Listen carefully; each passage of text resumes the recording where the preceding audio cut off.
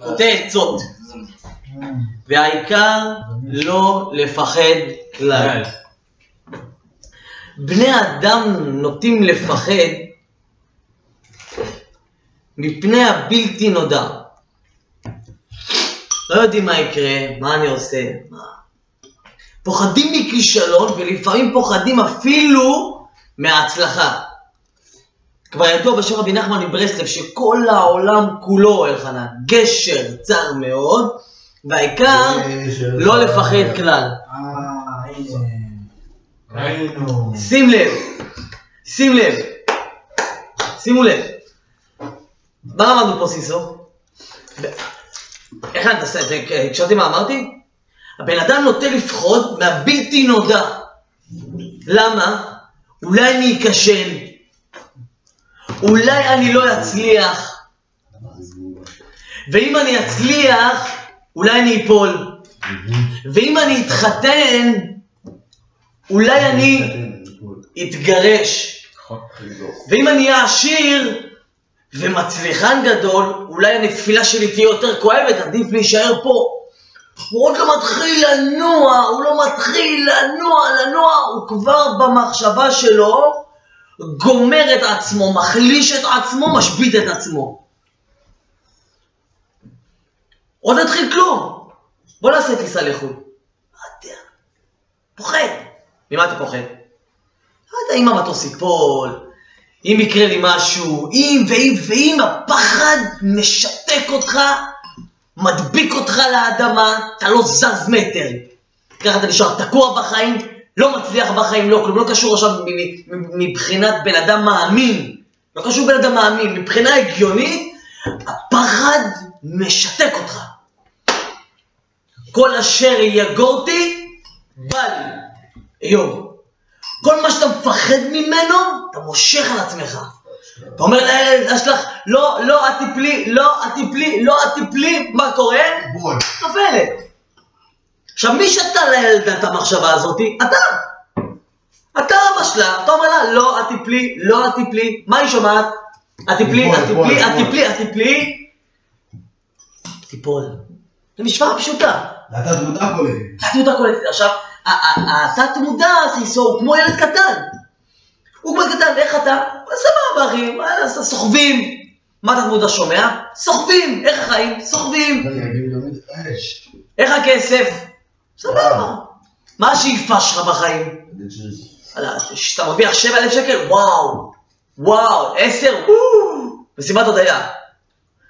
עכשיו, שהתת מודע שלך, שכמו אמרת, על אותו משקל, כמו ילדה קטנה שאמרנו, התת מודע שלך קולט את הדברים שאתה משריש לו את הדברים האלה, הוא שומע 10,000 שקל, וואו, הוא יביא אותך עד למצב של 10,000 שקל.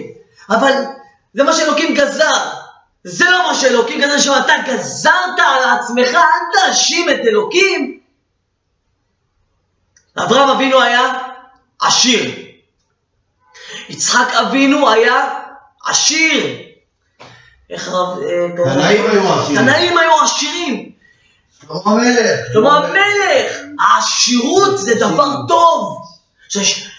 שים לב, יש לנו במוח אמונות מגבילות. נגזרה עליו עניות. מי שיגיד לך שעניות זה טוב, הוא משומש.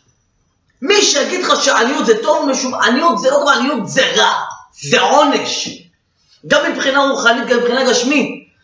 בנות ישראל יפות הן, רק משהו כזה, רק שהעניות העבירה אותם על דעתם.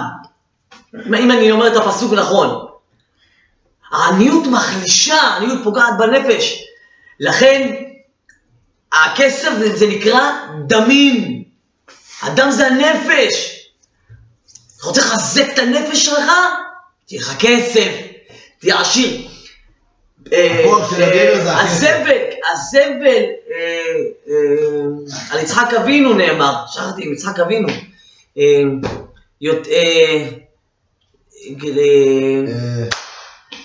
הגללים כאילו של יצחק אבינו, פרדותיו של יצחק אבינו, אני לא טועה?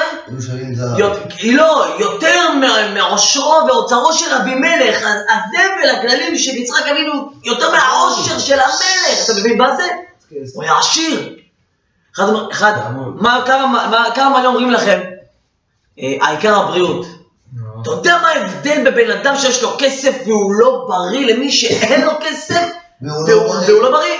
זה הבדל שמיים בארץ. אז אל תבלבל לי את השכל. גם העוני ברור לבן אדם להתדחדך ולהיות יותר שקוע במחלות שלו. פחות שמח. תפילין מהודרות, איך אתה קונה? בכסף. אם הסוכה שלך יותר מהודרת, אתה חייב שיהיה לך כסף. זה בקורס מחירות שהייתי אצל תבורי, הוא אמר את זה. אתרוג אתה חייב כסף. לא, אבל אם היית עשיר, היית קונה אתרוג. מהדוד של יאיר, היית מזמין חודש לפני, אבל לך אתרוג של 300 שקל. אתה יודע כמה אנשים? עשיר. כמה אנשים מתו? אנשים מתו מזה שהיו בלחץ שליטו את הילדים שלהם, שלא היה להם כסף. בני ישיבות, בנות, סמינר, לא כל המגזר החרדי, מלא מהאוכלוסייה החרדית, שגם אנחנו בתוכם, מלא, ותראה מכתבים של הרבנים, אבא התקף לב, זה דום לב, הוא מחתן במשכנתה, והחתן, הבחור ישבה, הוא לא מתחתן אם אין $60,000, אם אין $40,000, והכלכלה רוצה אותו, אני רוצה, אבא, אני רוצה, אין בעיה, נמשכן את הכליה, נמשכן את הבית, חתני, מאיפה אתה חושב שיש להם כסף? סתכל בישיבות, לא כולם, שלא נעשה הכללה, זה לא כולם, אבל חלק גדול מאוד, הרבנים יצאו על זה, $60,000, $50,000, סליחה? אלוקים נתן לך את התורה חינם, קיבלת את התורה חינם, תיתן אותה חינם. למה אתה לוקח מישהי? אתה יודע שהיא אוהבת אותך ודוקה עליך, אם הוא לא, יהיה לו $60,000, הוא לא יתחתן. שאלתי מישהו פעם, באמת, למה? זה יתרי, כי אנחנו למדנו, וכל הזמן, כדי שימשיך להיות בכולל, חשוב שיהיה כסף. אמיתי. אם אתה מאמין באלוהים, שיביא לך כסף, מי יבקש? הוא אמר, לא, אבל אני עושה את ההשתדלות. שנייה. הוא אומר, אני עושה את ההשתדלות, אמרתי, אוקיי, אבל כמה אתה רוצה? הוא אומר, לא אני הראש ששיבה, דורש $60,000. שנייה, $60,000. מה זה? אתם שומעים סכומים על זה, או $30,000, לא זוכר את זה המילה. זה המון. איך זה המון? $30,000, נראה לי זה היה 60, שבע אשכנזית. 60, אתה יודע מה זה 60,000? מדהים. מאיפה יש לך בכלל את הלב לבקש דבר כזה? עכשיו, פעם, אם נסתכלו פעם, שנייה, חשבתי על זה, שנייה, הם משקיעים את כל מה שיש להם. עכשיו חשבתי על זה פעם, וברגע שהם את הכסף, הם בזלו שידור, למרות שהם מתאים. יפה. עכשיו פעם מה היית קונה? החתן היה קונה את מי? טבעת, הייתה בתולה שהיה פעם מבית, הוא קונה אותה, בזהובים, תסתכל בגמרא, מה קרה? השתנה. אז הוא אמר לי, תקשיב, זה פגע בי. הוא אומר לי, תראה, אני חייב לעשות השתדלות, אלחנן.